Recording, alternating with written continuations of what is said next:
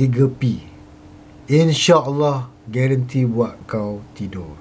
Okay, apa 3P ni? Ia ada kena-mengena dengan penglihatan, pendengaran dan perasaan. Okay. 3 step. Step pertama, kau baring, jangan bergerak. Maksudnya kau baring dekat katil kau jangan bergerak. Okay. Tak nak move around. Just stay still. Kau boleh buka mata, kau boleh tutup mata. Tu pulang pada kau. Okay. Step kedua, kita start dengan penglihatan dulu. Dan selepas tu, pendengaran. Dan lepas tu, apa yang kita rasa, perasaan kita. Dan kita ulang balik. Okay. Apa yang kau kena buat, which is step 3. Kita start dengan penglihatan kan. Okay.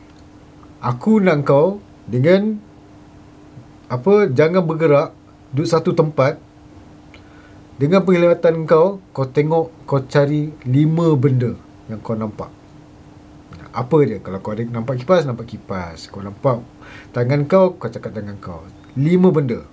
Okay. Lepas tu, pendengaran kan. 5 benda yang kau dengar. Dan last sekali, perasaan. 5 benda yang kau rasa.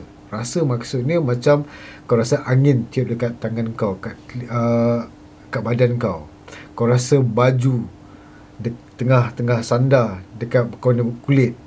Kau rasa bantal. Kau rasa benda-benda macam tu lah. Apa yang kau rasa.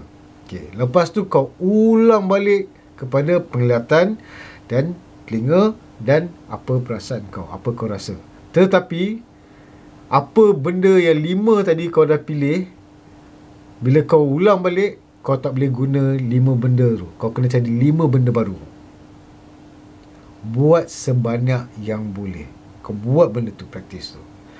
Dan katalah kau dah buat, lepas tu kau dah rasa macam mengantuk, kau nak tutup mata. Kau tutup mata. Kan bila kita tutup mata, kadang-kadang kita nampak macam ada cahaya kan. Ada warna kuning ke, warna biru ke, warna hijau ke. Terpulang apa benda yang kau boleh nampak. Itu juga.